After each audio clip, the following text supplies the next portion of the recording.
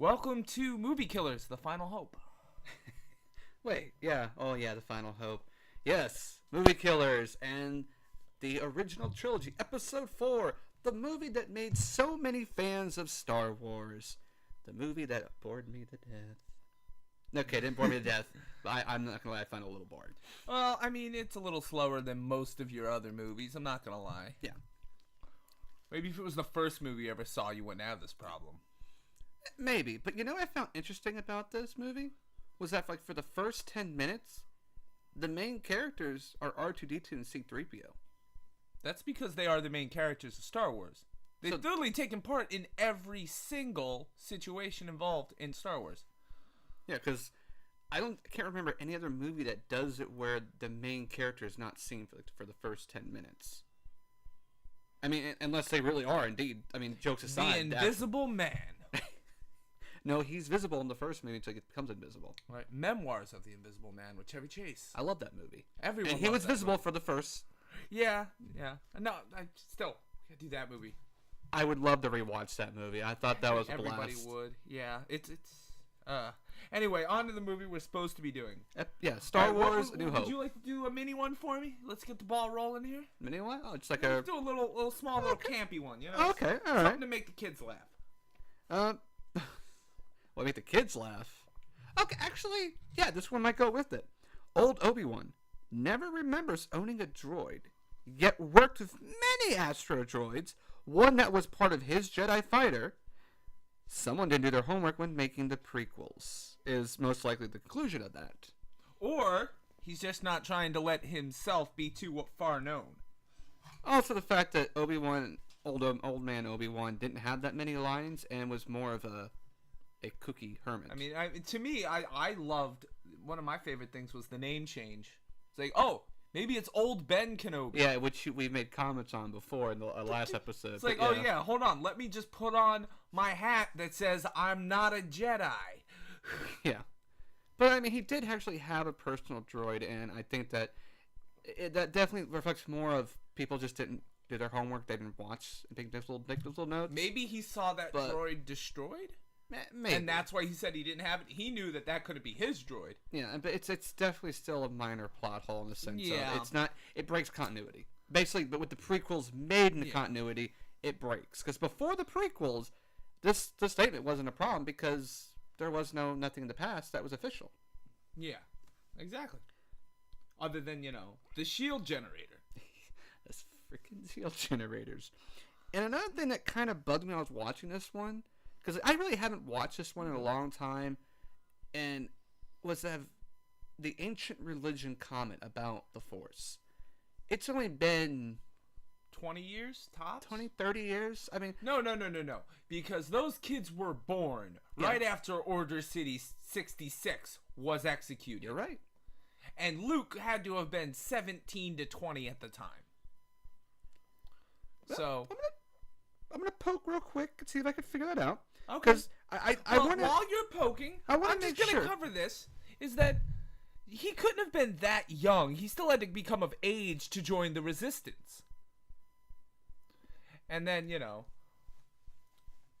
me, it 19. just seemed like he was 19. Officially, so 19 him and Leia were years. 19. It's an ancient religion. I mean, it is an ancient religion because it was around thousands of years before Luke ever came around. But the tone was implying that... Well, yeah, I mean, Han Solo... Basically, because Han Solo on the neutral side kind of poked that too. Yeah. Because basically the Imperial officers were mocking Vader, saying, "Oh, you're ancient super straight. It's all special effects. It's not real." And Han Solo's like, "There's no such thing as a Force." Magic. Blah, Yet blah, blah. 19 years ago, Jedi were everywhere until they got slaughtered. And then the question is, Han Solo had to be a good deal older, at least 10 years older than Luke. So he would have been of age to at least see the Sith taking over, having remembered the Jedi. The fall of the Republic, he would have known. And not to mention, if you remember back in episode 2, Obi-Wan's informant, and then in the diner. Yeah. He was much older, probably had a longer lifespan than humanoids, and just talked like, "Oh yeah, you're a Jedi." Everyone knew. So all the background alien races are well aware of the Jedi. Yet the humans are like, "Huh?" And See- to me, that also comes back to someone didn't do their homework Yeah. when they wrote the prequels, unfortunately. No, I mean, and that theory is supported one more time is I didn't see anybody completely losing their shit over a lightsaber. If it's only a Jedi Sith weapon and people don't even remember Jedis that well. Yeah, and But nobody's going, oh shit, motherfucker got a light sword. yeah, in the cantina, it's- it was like, Zoop, Back up. arm off. back Yeah. up. All right, yep, oops, sorry. Yeah, Yep, I know so what that actually, is. so in this movie, internally, there's inconsistencies in that regard. Yeah. Based on the tones that Han Solo and the Imperial officer used. Now, that might Yeah, be making the us- one he got force choked. Yeah, that could be you could just say we're trying to assume where I am, but I'm big on tones and syntax choice, and to me that really implied because no one was like saying, "What are you talking about, dude? It's the Force. Everyone knows about the Force." It seemed like this was an archaic thing that no one even believed in, really, Yeah. which would be the perfect cover for the Sith. I mean, But it's just it's too soon. essentially the same thing as me going, oh, the Ghostbusters, I don't even know what you're talking about. Took place in the 80s Yeah, and the early 90s, so, yeah, Ghostbusters, never heard of them. What? Wait, no, what? No, I remember. That Well, that actually- existed. That was a thing. I can understand in that regard because they were more All right, just fine. New York. Fine. If it fine. was someone who moved to New York Fine. after the Ghostbusters incidents, The Green Beret. There are no Green Beret anymore. They're the Rangers now. United States Army Rangers, not Green Beret. growing up, I always heard they were called Green Beret. Yeah, So, but they're not anymore. but they're called Rangers now. All right. But, you know, that's the special forces for the United States Army are the United States Army Rangers. But they used to be the Green Beret. We still remember they were the Green Beret. It's We still- still remember this elite fighting force has existed. Have you ever met a Green Beret? Actually, I have. Oh, well, you see. There. I've never met one. I still remember it. Amber's father from Keystone. Oh, yeah, the one who's the police chief. Yeah. Yeah, her Okay. father Oh, actually was we're a letting Green out Beret. too much personal information about other people. Well, I never gave you the last name stuff. It's, I did.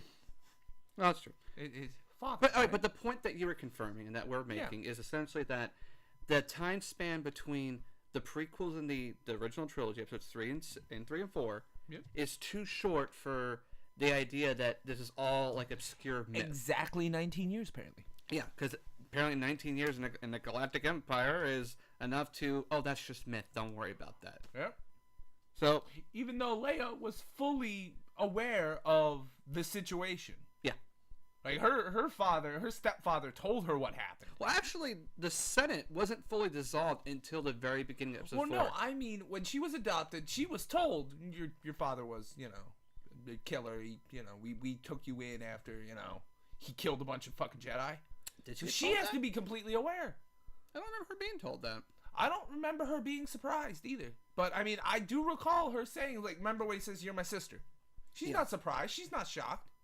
Yeah, I think, but I know, mean, but then again, that this movie has that contradiction in it too. yeah, I mean, I know that the Legacy books kind of imply that Leia's Force insight is far better than Luke's. In fact, her children are the ones that are far stronger than Luke's children in the Force. But that's Obviously, in the last but movie, that's Legacy. So I mean, you can't. Well, I mean, in the last movie, her kids seem to be the strongest because I Well, don't think yeah. Luke had any. To be fair, I will give Kylo Ren the fact that he could stop a plasma shot from a blaster in midair, hold a complete conversation, walk around, not even pay attention anymore, and it's still frozen. And then when he leaves the scene, moments later, then it finishes trajectory. That is damn impressive. It's just too bad they made him into a whiny little child or half the movie. But I don't want to get too far into that Yeah, yet. yeah, we're gonna get into that when we do I the seventh mean- movie. Going on with still more lightsabers. The cantina scene where he cuts the one One hand. guy's the arm off. friend who doesn't. There like him. was blood. Lightsabers cauterize wounds on both ends. Alien race, my friend. So it would have to be harder for that alien race arm No, to not his be blood cauterized. does not coagulate. Why meant around? Wouldn't it like No. cauterize I both mean, ends? it would cauterize human blood. It heats it up and it causes it to be cauterized. Maybe his blood doesn't do that. Why meant the flesh and stuff? But Maybe his flesh doesn't do that. Maybe Okay. maybe it's more acidic based and it just dissipates when Alright, when you know- met with heat. I can go with the alien race. Could explain that then. That's fair. You got any minors? I mean, I got a couple more, but go on. Okay. The guy, all Luke does is sit the fuck down at a bar. Do bars not have bouncers in the past that is the future? There's not one guy going, hey, whoa, break it up, guys. well, We're just here to drink. Apparently This not. is Hut Run. This is gangster Because it was city. the bartender said, "Hey, we don't serve their kind here," and referring to the droids. It was a bartender, You see, that's fine. not Okay. on a bouncer. Let's go back to the 1940s then. 1940s Chicago or New York. Okay? They didn't serve a certain kind in the bars. We understand that. Yeah. I'm going to leave it there. But two white guys get into a fight in a bar in New York, and it's a mob-run bar. That fight's getting broken off. Typically, yeah. Probably both getting dragged out and the shit kicked out of them, but still, because it's bad for business. And the Hutts, before anything else, are businessmen. So you think they're going to want to stop fights that aren't being bet on real quick. Yeah. So I've got to assume there should have been somebody who would have stepped in and said, I don't like you, and my friend doesn't like you either. Hey, break the fuck up. Or I'll kick you both out. Yeah, but maybe it wasn't fast enough, and old man Obi-Wan was kind of... But to be fair, old man Obi-Wan got in there quick enough. He seemed to contact the troopers immediately because they were on the scene quickly, and they were like, yeah, those guys. Yeah. Like, he was like, hey, I'm complying. They just caused a scene in my bar, which actually is kind of odd because that is a Hutt-controlled world. Why are there stormtroopers there patrolling? Is it maybe a deal? Paying the right money. To me, it's always probably about money with a Hutt. You can track it back to they paid the right amount of money. Basically, the Empire's here, quote-unquote, but the Hutts still the final say-so on what happens. Well, yeah. I mean, as long as the Hutt lets it happen. Yeah. I mean, just look at what happened with the whole Jabba the Hutt getting a hold of Han Solo's body thing. Vader caught him. Who ended up with the body? Well, he put the bounty out for him, but yeah. Yeah, but who collected the bounty for him? Darth Vader. No, actually, Boba Fett. Darth Vader caught Han Solo on Cloud City, my friend. Yeah, I'm saying, but that was the one who was after the bounty portion. Yeah, he was but like, I want the body after this. Right, okay, essentially, Boba. Darth Vader did all the heavy lifting. You are correct. He collected the bounty for Jabba. Which still because it shows that at least they are working together. They share resources of a bounty hunter. That's true. I mean, if you're going to control the Empire, you want your other rival to be happy, which essentially would be the Hutts. Yeah, the enemy of my enemy is my friend. Yep. Yeah. But my big freaking problem with this movie, as far as the little nitpicky things go, is Han Solo's inability to be a criminal. His complete Alright, he's shown, I'll shoot you first. I'll put you down clean. I will steal things. I will transport. But you put me on a microphone, I can't lie worth a shit. Oh, yeah, you're right. It's like, everything's fine up here. How are you? That's why I like the Family Guy Blue Harvest with that scene. Yeah. And he goes took a radio talk show mode. Exactly. So, yeah. It's like he's never met a stormtrooper before. Yeah, you would think with the way that Han Solo is portrayed and at least the way he talks, his reputation, and with the reputation for the fans, that he would be a suave, charismatic, roguish type. Not even suave or charismatic, but the reason they caught on to me is that he did too much talking. Stormtrooper would have been everything's fine. Weapon malfunction. Weapon malfunction. Out. Over. Yep, you're right. That's it. It should have been crisp. But no, hey, let's get talkative. No, that's not. You rolled the charisma check and you hit solid 1. That definitely makes sense. You're too charismatic, actually. Yeah. Which just reminds me of that funny thing I saw online where it's like character rolls 1 to punch another character, and he just rolls the 1, so he ends up caressing his face. Yeah. And the orc makes awkward glances back. And, all right, you know what? Screw it. And how the half-orc was born. Roll to entice the ogre. 20. Yeah.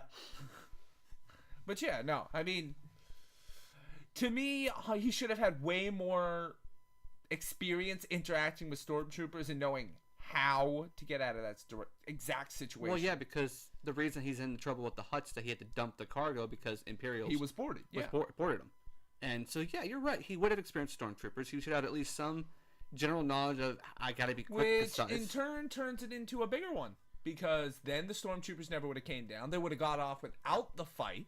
They might even have gotten to blow up the Death Star without an Obi-Wan death. Which wasn't really a death. It was more of a dissipating suicide. Well, speaking of the Death Star stuff in the ship, one thing that popped my minors thing was that the tractor beam systems that were holding the ship down, right? They couldn't leave without disabling it.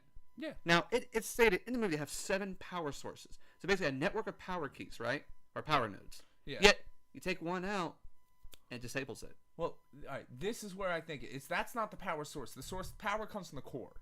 These are batteries, basically, right? Yes. So what they did is essentially they turned off the capacitor or the transistor to 1, which caused the domino effect for them all to shut down. Okay, that would make more sense, especially from electronics background. Because Yeah. to me, they're really described as being a series circuit where you take out, for those who have Exactly. dealt with old-fashioned Christmas lights, they were series. Exactly. One bulb goes out, they all go out. Even though it's still getting a full Yeah. power. All the new stuff is parallel, so even if you take one out, it will be slightly weaker, but it still stays on, which is what should have been happening in this movie, that they had to disable all of them, but for probably time's sake, they kind of glossed over the fact they just said that, or like you said, a domino effect. I mean, this was the 70s, so yeah. It was more they like... yanked out the one Christmas They light didn't and the pay rest went out. They didn't pay attention to detail. It happens, but Yeah, you know. but still, I mean, it's to me, still that's what I was assuming. it's still in today. the movie a minor plot. Oh, hole I'll there. agree. I'll agree. I mean, I had How to about Obi-Wan's magic death? yeah, when like Leia left The Obi-Wan, he only was left Jedi dead. I've ever seen to not. Basically, he redshirted himself. Yeah, You didn't hit me, but and he I still died. he caused his body to cease to be. Yeah, he disintegrated And himself. really, and here's interesting about that. Looking back now with the prequels in mind, potentially Obi-Wan could have ascended to a whole different level, far than what Qui-Gon Jinn or Yoda ever did, because he sacrificed his entire body. He could have actually had more influence on the living world Well- potentially, or they could. In fact, they could have went with that plot line if they had the prior knowledge that they, or the later knowledge they created. I don't know about that. The only thing I think is one of two things. What is the Jedi's thought on suicide? I mean, it is a religious order.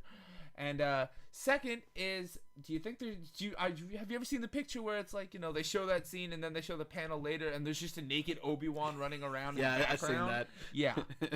Because to me, it was like, what did he do? He phase shifted. He phase shifted to the next floor under the one he was standing on.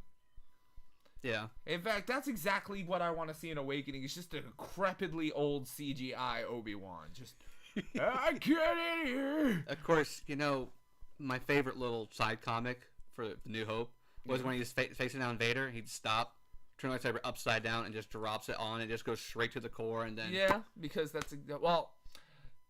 in the books, from what I've read and been taught about lightsabers, they don't naturally keep their light shape like that. You actually have to concentrate using the force to keep it that way. Yeah, I've heard that too. So, I mean, it could have been a whole lot worse. He could have just held it. And and the drawback of that principle for lightsabers is that you never see anyone manipulate that quality, the thing that is, trait. all right. Because could you imagine someone with better force control who practiced that to reshape their lightsaber mid-battle anyway, like pretty much extend it, wrap around stuff, do all that? What is that? that? Would be neat. That is a lightsaber shield. Exactly. They could spread it out, do that, Yeah. go around. Melt your face off. Yeah. But What is that? Legacy. Lightsaber handcuffs. Who are those for? I guess Mace Windu. and actually, you could depower enough that it could actually work as handcuffs too. Yeah. Well, no, I mean not depowering because remember he got Well, I all meant- his hands cut off. Yeah, I know. It was the first attempt. It didn't work out. Well. I'm just saying though, But no. training wise, they No, powered I him mean, down. and then you get the other way around. How did Finn control the shape of his lightsaber? Yeah, I mean, how did Luke control the shape of the lightsaber? those are details in the books and not in the Yeah, official canon. So. exactly. So I can't say those Yeah. are canon. But you got to think if you're making your own lightsaber, you know the inner workings of it. You know how to make it go, hey, look, I put a button on it. What does that button do? Makes my lightsaber longer. Why do you want your lightsaber longer? I don't know. Because we don't have fancy cars here? Lightsaber get bigger. Now, I mean, I have one other minor plot hole that was so close to only being one? a major plot hole, but Oh, let's hear it. because it still happens, so it doesn't change the movie. Okay, I'm listening. The trench run, right?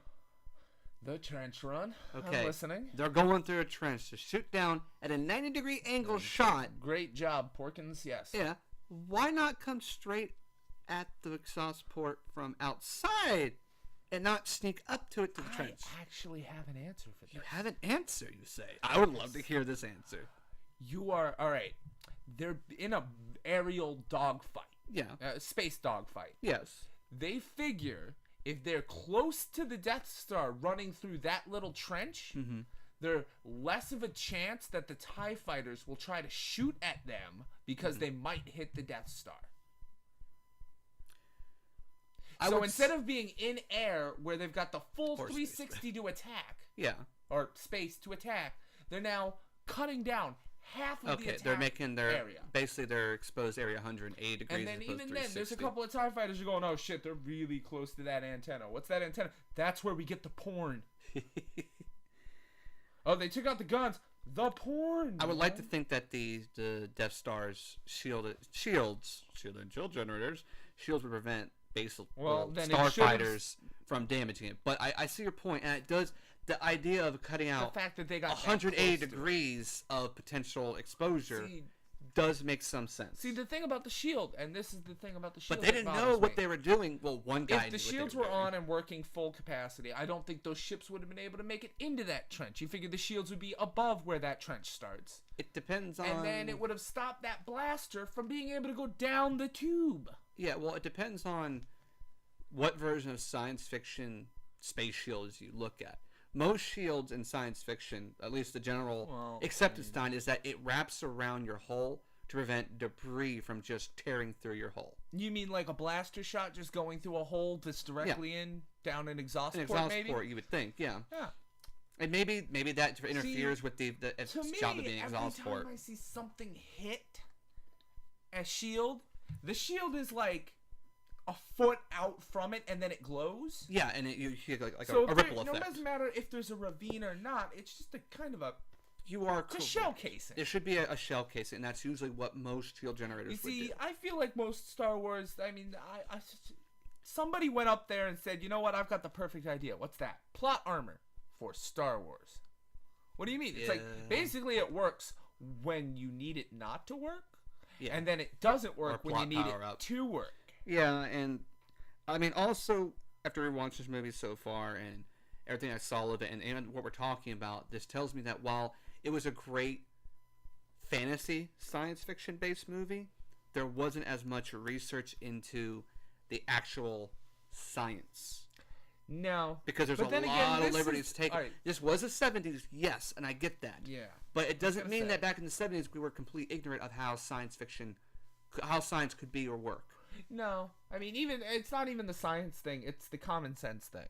Either your shields are on or they're not. When did the original Star Wars or Star Trek series start?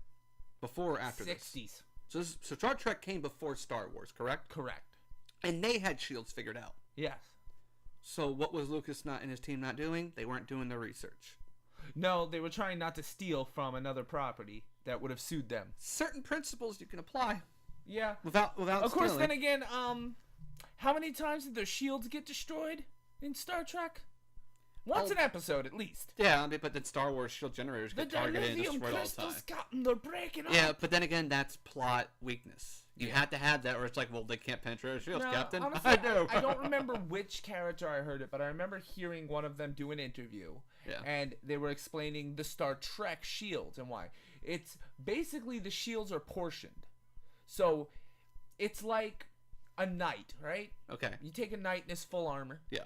you punch him dead in his head, Yeah. with your bare fist. Ouch. You're not gonna kill him, but you think his head's gonna be okay? It should ring a little bit. Depends how I the mean, helmet's the being helmet's gonna move, and it's gonna move Yeah. the head inside. It's not gonna damage the head that much. Yeah. And that's the same thing with the shields. When something hits that portion of shield, it still pushes in, and the shield goes two ways. Yeah. So it's gonna actually, make a little crunch. It's just, it's better than a full range blaster penetrating your hull and sucking everybody out. Yeah. So maybe they were taking the same idea. I don't know. Oh. Major plot hole. Major plot holes. Major All right. plot hole. Here's my personal favorite. Okay? Darth Vader could have just used the Force to knock out every single X-Wing fighter before it reached the Death Star. Oh, look. I just popped a hole in your house. Oh, there goes your windshield. Oh, guess what? You are now choking to death. You do stuff. Yeah. Hey, Palpatine, you want to get in on some of this? Sure. Lightning bolt. Well, lightning Palpatine bolt. was not there, and apparently Vader's control of the Force wasn't that good. It was good enough to choke a guy across a room. Across the room. He could sense Luke on a ship that was much farther away than the other ship. I am not denying that there is inconsistencies with his powers. That's why it's a plot hole. But you are correct. Vader at this point, because remember, for those 19 years, he has been meditating, Okay. learning to control his new body, control his powers, and maximize what he can do. Meaning more force abilities Yep. rather than physical abilities. And even then, you want to get into physical abilities? You tell me how they beat Darth Vader in an aerial dogfight. Somebody, a proven pilot. Yeah, a war hero actually. Yeah. And we talked about this in our previous discussions when we were going kept spilling other Star Wars. Is that yes, Anakin Skywalker, Darth Vader, is a superior pilot, and as we mentioned on a previous episode, when he shows up into the combat, people recognize him. It should have been oh shit faces across the board. Yeah. And Vader should have been wiping out one squad after another, with the last squad barely getting the shot in. The hero still does what they have to do, but he took down as many of them as possible, and one just got through, and it happened to be Luke at the end. Yay, typical plot, but they didn't do that, which is kind of refreshing on one hand, but it makes Vader inconsistent. Because you're right, while he's flying, he could have said, okay, let's see, oh, that one crucial piece of your engine that you need to be right here, no, it's broke, boom. Oh, your cockpit just opened up. Yeah. Now you have no oxygen. Because literally, I mean, just there's got to be an emergency eject button, right? Yeah. Oh, look. And he's probably flown an X-Wing, being Darth fucking Vader. Or, well, basically he would have flown what was create the X-Wings. He would have been able to find the button Well, I mean, and go, a lot of the Wing series. force click. Let's see. I think Force X-Wings they're a lot like from the prequels. Okay. Top that even worse. Actually, the Jedi Starfighters and the A-Wings are almost identical. All right. Well, I agree. And the X-Wings are simply offshoots of that. Well, yeah. I never liked the X-Wings. But then, all right, a new logic argument okay. for that. I know the inner workings of a droid. I know how to turn it off. There's the Astro droids that are common to go in the X-Wings. Yeah, like the ones I built when I was freaking 10 or that I adventure with for years. for my whole young life. Yeah. Yeah. So, I know how to just turn him off, and then what? Oh, well, they shot our wing out, Captain. Well, get the droid. Oh, crap. Or the droids now sabotaging your ship. No, I agree. Even then, I mean, Vader no should have been... way they would have beaten Darth Vader with all of the weapons in his arsenal. Yes. The way they portrayed Vader, he might have well been standing on top of the Death Star, waving his lightsaber in the air, trying to hit ships, saying, "Hey, you kids, get off of my Death Star." This was Grandpa freaking Skywalker here. Get off of my Yeah, and actually, to kind of one of my major plot holes kind of goes off of that a little bit is the Death Star in general. It's a battle station. First and foremost, it's a battle station with a super weapon, yes, but it's a battle station, right? Battle station. It's a size of a small moon. Yet its defenses against small ship swarms is so piss poor that a couple of squads of X-Wings, like what was that, maybe 10 ships and a few bombers took it down? Not to mention Porkins, who was just a terrible pilot. I mean, in a ship, basically, if you keep Death Star as it is, Yep. your response to a fleet coming in like that is not to just send 6 TIE fighters out, whatever it was. You swarmed them like in Independence Day.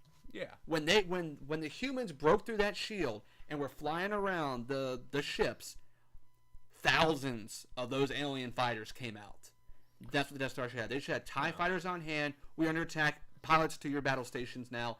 Go out there, and then the rebels wouldn't have succeeded. Or at the very least, non-automaton gunners Yep. on the Death Star themselves. It's like, oh, hey, look, even Han Solo's fucking ship has a manned gunner turret. Yeah. Not to mention that Tarkin was warned by one of his head people, "Sir, we've analyzed the rebels' attack patterns. We know what they're going for. We need to get off the Death Star." No. He's like, no, they'll never. Which means, actually, which now this weekend's Rogue One's plot, because over time, they figured out, oh shit, we got a weakness. We got a big hole Or in at the our very ship. least, that guy's head engineer came up saying, we have a big problem. Actually, I believe I've covered this once before.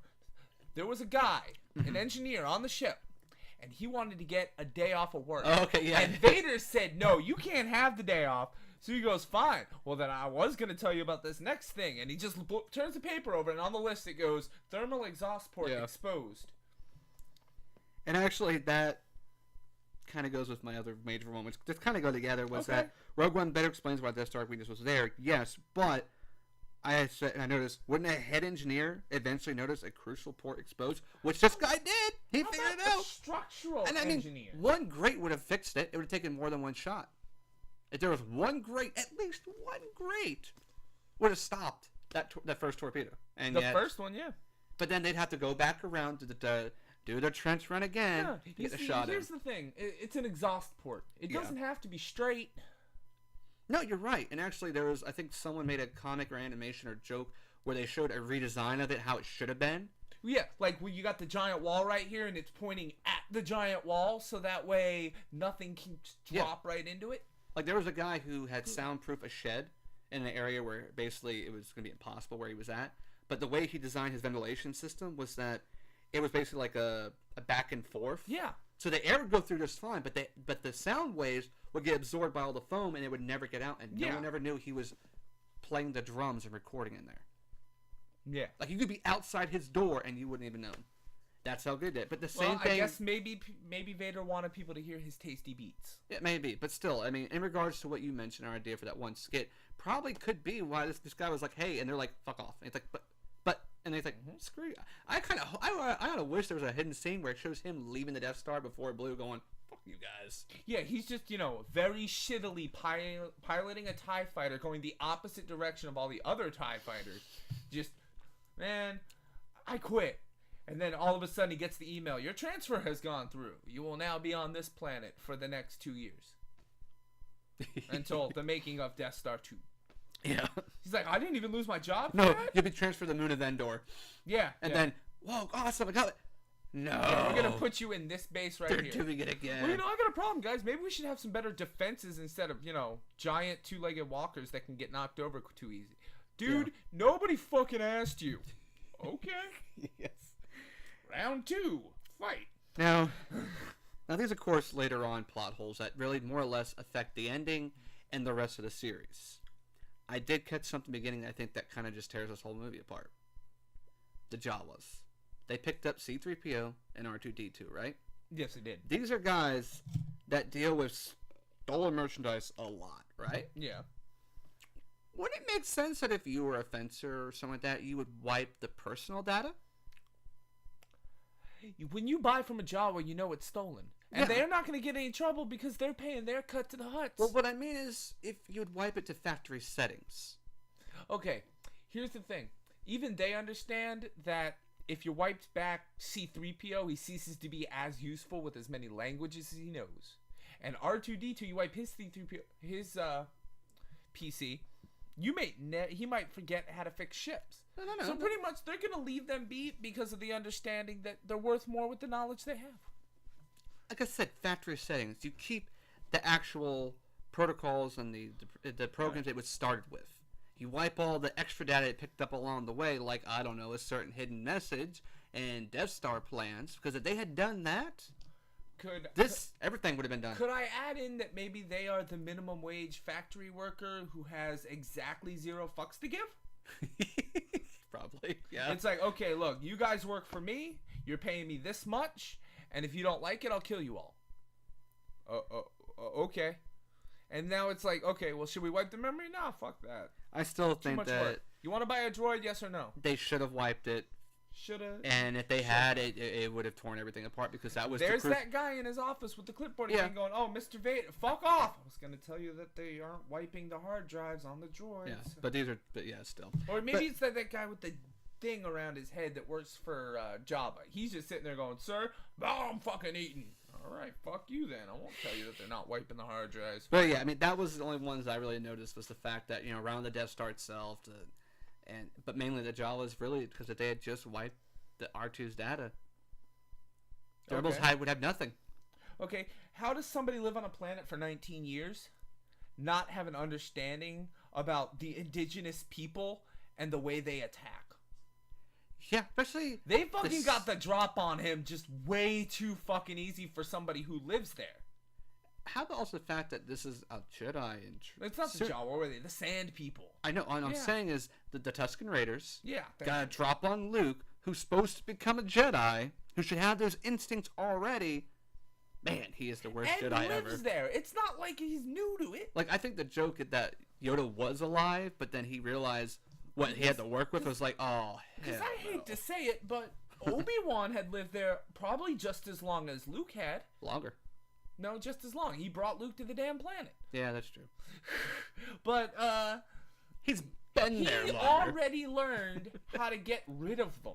Yeah, he knew how to deal with them. But then Yeah. again, Obi-Wan was a trained Jedi, a general in the Clone Wars, a refugee survivor of the Clone Wars, staying low, and he had the instincts And and Luke training. is just, a lowly farmer who has to protect whatever he's farming from the Tusken Raiders on a regular basis. Well, actually, And then he had to have heard the story of what happened to, His his grandmother. grandmother.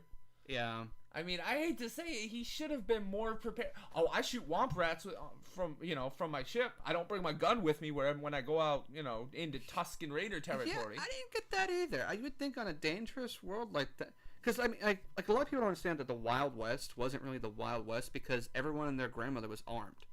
Packing heat. Yep. Yeah, they're like you didn't cause problems with the locals because they would all shoot you. Yeah. So if you live on a world run by the Hutts, where it's like, look, you're kind of on your own, and you have a native group, the Tusken Raiders, that are savages. They will beat, they will rape, they will kill, they will steal. They'll do all that at once to you. You're gonna walk Maybe around not in that armed order. and be a bit more alert, especially when you're going near their territory. Yeah. At the very least, roll the windows up and hit the fucking gas on your cute little boat car. His little land speeder. I mean, I admit, as far as, I understand it. That's basically a Corvette as far as that plan is concerned. How many other people had simple surface ships? Yeah, a lot of people are I using mean, it's mounts. not the car you take on a road trip to another planet, Yeah. but it gets you around your planet pretty well. And where do you park that to keep it safe from someone stealing it?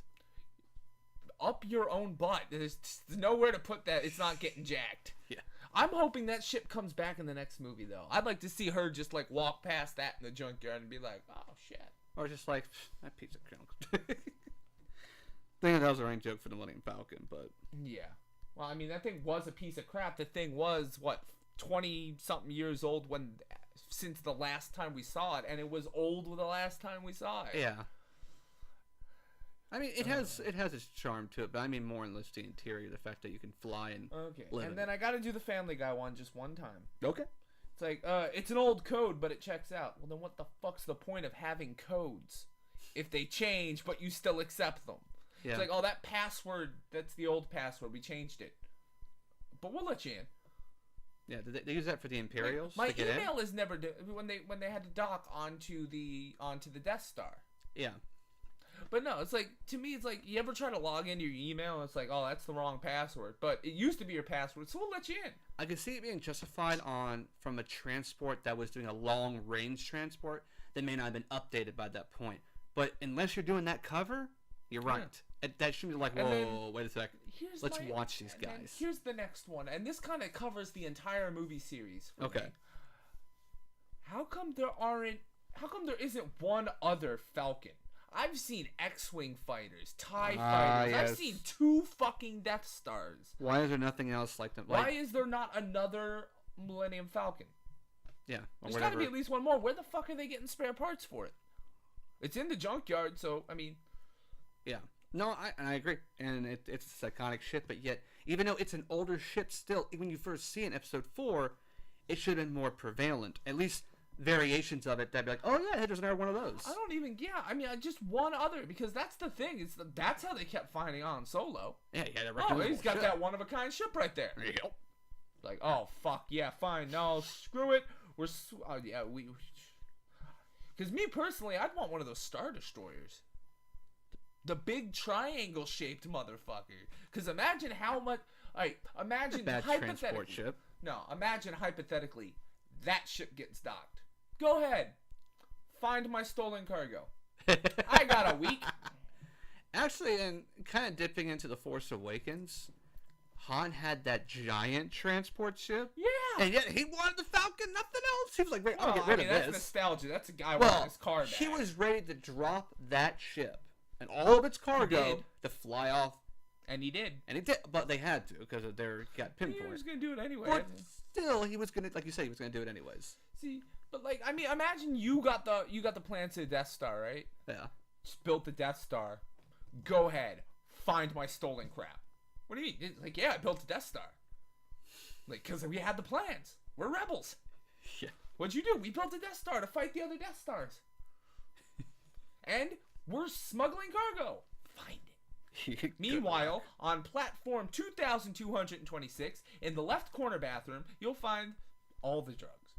Yep. Good luck. It would take. Imagine how long it would take to search that entire ship. I don't care how many stormtroopers you have. Oh, I agree. It would definitely be, and especially if you modify it to have hidden compartments, it'd be on any deck, any level, any floor. No, yeah, you're definitely right. Exactly. I mean, he could have kept the Millennium Falcon just to get to and from his Death Star that he'd fly around. Don't even call it the Death Star. Call it the Solo Star. Let's see. I have to make this comment because every space movie, every space show, every space cartoon, space anime always does this because as humans, we love audio for dramatic effect, but there is no sound in space. The sound waves can't travel. Actually, there's one space movie that covered this. Alien.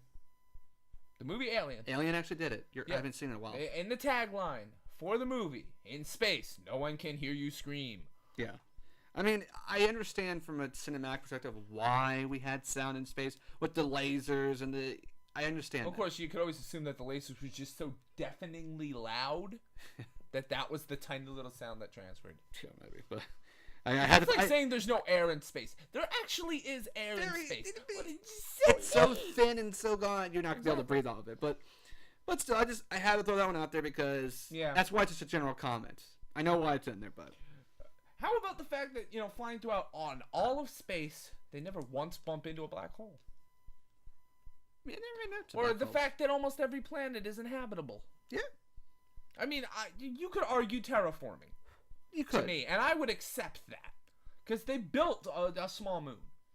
They also, the giant Imperial Star Destroyer. Yeah. That was like, it dwarfed all the other Star Destroyers. I mean, that alone, the big that's like a floating that's a space continent, or the space whale from Doctor Who. That's the ship that I wanted to be my smuggling ship. Oh, that one. Yeah. The big one. The big one. Oh, my dear Lord. It's just, look, nobody's using it. Pick it up after the war. Yeah, Han Solo just flies up. Hey, you think you can fly that, Chewie? All right, let's go. We could dock this in the docking station. Because even then, that would be the most hilarious thing for me to see. It's just, well, where'd you guys hide the drugs? We checked this entire ship. They didn't check the Falcon. What do you mean? It's like, it's parked. The docking station. It's inside the cargo hold, the secret compartment of the cargo hold of the Millennium Falcon. In the cargo. In the tiny hidden cargo hold of my giant Imperial Star Destroyer. What do you call your ship? It's the Han Duo. Han Duo. Why? Because I got two ships. I'm Admiral Solo now. That's awesome. But, you figure a good businessman would have thought of that. Yeah, you're right. No, I mean, but I gotta say this because of all the jokes against stormtroopers. In the beginning of this movie, and I counted it for this purpose, only 3 stormtroopers went down, and I think 1 was only wounded. Well, there's the guy who knocked his head on the lifting door. Does that count? Yeah. Yes. Rebels, though, were almost completely annihilated. So for all they can't hit shit, I'm sorry, rewatch your Sacred 4th movie, A New Hope, and you'd be like, oh yeah, they are kind of badass. Yeah. Which then feeds into the whole, like, Darth Vader told I still want to know what makes Boba Fett so tough, though. Yeah, me too. Oh, are you still hoping that, they show the scene where Boba Fett, like, literally pulls out an ankle knife and cuts his way out of the Sarlacc? I wouldn't mind. Show something. Show him fighting his way out. And then him training another bounty hunter to go after Rey and Finn. Yeah, I'd love to see it. Yeah, I think that should be fuck another movie. I don't want to know. I know enough about Boba Fett to know, okay, he's a clone. Yep. Not very much of a badass. Personally trained by the original, his father, Jango. Still not. That kid, Boba Fett, was more badass than the movie Boba Fett we're going to be talking about now. Yeah. I think the next movie, that's exactly what they need.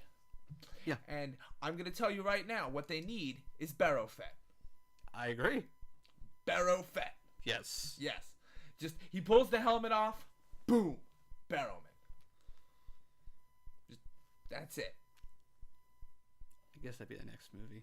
That would be this movie. No, I was gonna make a joke about Behrman the Hut. Oh, no. Never. How dare you? He was already the face of Bo. That's all that counts. No, I want to see Barrow Fett. That would be my favorite right there. Yeah, I guess that would be pretty bad. Pulls the helmet off. Holy crap, he's not a clone. No. Hi, how you doing? Yeah. Let's see. To note, the special effects were good. For the time. For the time, yeah, they were great. I mean, it definitely felt like, well, it feels like just like space, but I could still tell it was special effects. And sorry, but they're not as fantastic as many people will claim that the original effects were. I could tell where the CGI was being used. I could tell when the backdrops. It's there. Does it still look grand and good? Yes, but it's not as superior as some people want to say. Now, is it superior to Episode 1's blatant CGI? Yes. Let's see. I already mentioned the 10 minutes of R2-D2 C-3PO in the beginning, which was kind of weird to me. Yeah. No, the thing that I didn't like is there's no version I have found of Star Wars on DVD or VHS Or that has Laserdisc. closed captioning to tell me what the fuck R2-D2 I was don't saying. think they ever will translate because it's just that bad. They wrote a script for him. In every movie, he had lines. Beep boop beep boop boop. No, actual dialogue, so they knew how to respond and with what emotional response when he would beep boop beep. Wow, now I kind of get C-3PO now. Yeah, he's not just beep boop beep. He's talking and they understand him. Yeah, but C-3PO was I like giving him attitude, but I'm seeing why now. Yeah. He, for all you know, I mean, as much as I love the statement Now- where now- they bleeped him out because it was all just fucking fuck, shit, fuck. R2 It was the most crude. R2 Barrowman, C3 Barrowman. I wasn't sure which one to go with. But now I gotta come up with another character for the next movie. There's gonna be C3PO Barrowman for the next one. Are we gonna have another one with just have Barrowman play everyone again? Oh my god, that's genius! Let's see. The music was good. The music was nice. Yeah. The models did well. It helped the ship seem more real. Yeah. Like it's again, you Except, could tell their the models. safety grading. Yeah, you could tell they're models, but they still look. The effects look good. I will get that. It's not.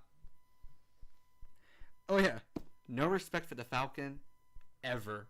No matter what era, that ship just gets no respect. Okay. This is the logic I have behind that. Hypothetically, I know you've ridden in a newer Dodge Challenger, right? Yeah. Now, say you were driving next to a 57 Chevy Bel Air. Yeah. You gonna show that car some respect in a street race? You think, it's like, oh yeah, I'm gonna blow this guy out of the fucking water. You're asking the wrong person. I'm not Okay. a car person at all. You give me a brand new muscle car and put it up against a 60, 70-year-old muscle car. Logically, the newer car is going to be faster. When Sure. the top speed of a car used to be 80 miles an hour. Okay, fair enough. And the new car is 130 top speed. But what they don't know, much like the new Challenger owner, Yeah. oh no, I've souped this engine up. I have customized this vehicle to blow your vehicle out of the water. That's why you're never going to show it respect till after. Because they even say, oh, this guy knows some maneuvers. Okay, yeah, true. I mean, after he shows them what's up. So, apparently, I did make a comment about Barrowman being in the movie, and it was nothing that we'd said so far. Barrowman's Han Solo. The prison scene No, alone. No, the too obvious. prison scene sells it. No. Because after the hi, how you doing? It's him. No. In that because Han ran. Barrowman would have stayed. Seduced all the stormtroopers while everyone got away. Left them in a coma, just lying all over the floor while he puts back on his armor and walks out going, oh, that didn't take long. Skimpy armor too, probably. Yeah, he would be in, the bikini version of the stormtrooper armor. But stop mentioning Barrowman as characters. This is my thing. I do know, only I'm one sorry, episode. but I just that scene. One episode. One episode. Okay, we'll agree though. Boba Fett, Barrowman, Barrow Fett. Barrow Fett. Okay, Yes. we'll agree with that. The only thing I noted was that the targeting computer screen on, I wrote the level seems unnecessary when an additional display in the cockpit served the same purpose. And I'm not sure what typo happened there because I'm not even getting my own Redundancy. Overkill is underrated. Burt Gummer, 101. Better to have it and not need it. You know? Yeah. I would rather have multiple displays all showing me the same thing. Cause then That's what I meant. Because you came out behind and you wrapped around. You could move it out of the way. So yeah. Kind of like the Bat computer from Tim Burton's Batman. I love. You the mean cockpit. from the plane? The Bat plane. Yeah. The one that allowed him to zoom in on a direct target and just so he had tunnel vision and was not being distracted. Yeah, that one. That one served a purpose, I think. No, well, you got to remember his guns were stationary too. He had to know where those guns were pointing. That's true. So goggles on. Yeah, but in this case, on the X-wing fighter, it didn't jive with me. I mean, aside from that, though. Once again, the guns are stationary. They're not turning. I mean, you got any more comments or plot holes you want to bring up or anything else before we get kind of like some closing thoughts on it? He kissed his sister, man. He didn't know at the time. But she did. She realized after the kiss. Yeah. Which means what? That she spent the entire next movie showering? Probably. Oh, God. The crying games playing on in the background. Yeah. Whole Ace Ventura scene. Yeah. All right. Well, no, I have nothing left. I think we thoroughly ruined this movie, though. Okay. A final conclusion on this is that, because I remember I was reevaluating these movies. I'm just saying, none of these movies ever happened. Yeah. To me, that starting so far with the original trilogy, Episode 4, Star Wars, New Hope, whatever you want to call it, is it as great as some people wanted to live it up to be? I'm sorry, I don't think it is. Okay. It does have its moments. It does get that illusion of grandeur to an extent. I will give it that, but to me, and you even kind of confirmed this in the beginning of this podcast, was that it's the boring one out of the three in the original. No, that was you. For me, it's the next movie after this. Empire? Yup. Yeah, it kind of boring too. That one to me is the most boring. There's no Death Stars. It's off. Yeah, you get there's a Yeti. Great. Well, Luke better use his. Oh no, it's Han. Let's stick him inside of a camel. Yeah. Okay, but it's a boring ass movie. Yeah, we'll get to that one. But I still think, is it a movie that served it great in its time? Yes. If it from a cinematic perspective now, I think a well written movie. No, I think it could have been written better. Honestly, the reason this movie was so great is it was the first movie of its kind. Yeah, no, it definitely, and this kind of goes back to Episode 1. Kind of taking the shitty overuse of CGI to make all the movies after but I'm it better. But I'm going to tell everybody, and I heard this argument. Somebody tried this stuff with me, and I told them off. Yeah. They tried telling me that this was the first trilogy. Like, this was the first of, this was the first trilogies. I'm like, no, there's the Dollar series. Yeah, Westerns beat them. Yep, spaghetti Westerns often had 3-4 movies to a set. So would the Westerns actually have the first trilogy? Or could it be something before that? I cannot think of a trilogy of movies, 3 movies that came out before the Dollar series. Oh, we'd have to research black and white stuff to check. I mean, that's old. Well, I mean, if you want to count the Buster Keaton, Charlie Chaplin stuff, I mean, they were always Charlie Chaplin. But a trilogy, though. No, but a Fistful of Dollars, Few Dollars More, and The Good, the Bad, and the Ugly is a trilogy. Yep. An actual trilogy where Clint Eastwood's always playing the same character. Yeah. And it's a series progression on that character. Now, even if this did happen first, it's no longer a trilogy because there's a saga now. Dollar series came out in the 60s. Well, I'm just saying that even if this was first, it's no longer a trilogy. You cannot call this. No, it's like. I mean, I still slipped up and said original trilogy, prequel trilogy, but in fact, it's Star Wars saga. Oh, you see, and that's the worst. We're on 8 movies so far. It's going to be a trilogy of trilogies. Yeah, they're going to release, and then side movies. Yeah, a little offshoot. So it's not even, they're not even really trilogies, technically. We're talking about, there's the first trilogy, the second trilogy, which is technically the first trilogy. In chronological, and then there's going to be another trilogy. Yeah. And then there's going to be probably an offshoot trilogy. Yeah. They did Rogue One, they want to do Han Solo movie. And Boba Fett we're supposed to get. And Boba Fett, yeah. So then you got the sidetrack trilogy. It's quadrilogy of trilogies. Yeah. So once again, it's Star Wars saga. Not trilogies. You know what? I'm almost willing to call this an epic. Yeah, actually, I think it's going to become an epic at that point. Yeah, I think it has met epic proportions. Because I mean, we're now into what, the 3rd generation of this family of spacewalkers. Oh, the characters. Yeah, the Skywalkers. We're in the 3rd generation. Yeah. That to me is an epic. We're in the 3rd generation. You're actually correct. Good. All right. Well, then I'm out of stuff unless you got something. Oh no, I got my final. I saved my closing arguments on it. And we made our points. We definitely pointed out the major issues with the movie that would really tears apart the plot. In my opinion, I think they're fine. And the minor ones, they're not horrible, but they do add up. And really, the consensus is that even in this movie at this time, they didn't do their homework. Now, granted, this was earlier on in cinematic history. Not super early, but earlier on. Early enough, but they still should have done their homework. And now, granted, a lot of new movies don't suffer from that because people do research and you have less of these mistakes. They still happen, but they're less. But anyway, I think I think we're good on episode 4. And next time we'll be doing episode 5, The Empire Strikes Back. And that one's going to be a grueling pain in my butt. Yep. All right. I got to sit through that piece of crap again. All right. Yeah. Come at me, you Star Wars nerds. Come at me. Thanks for listening in. This has been Blake. This has been Tom. Have a good one. This has been Movie Killers. Yeah.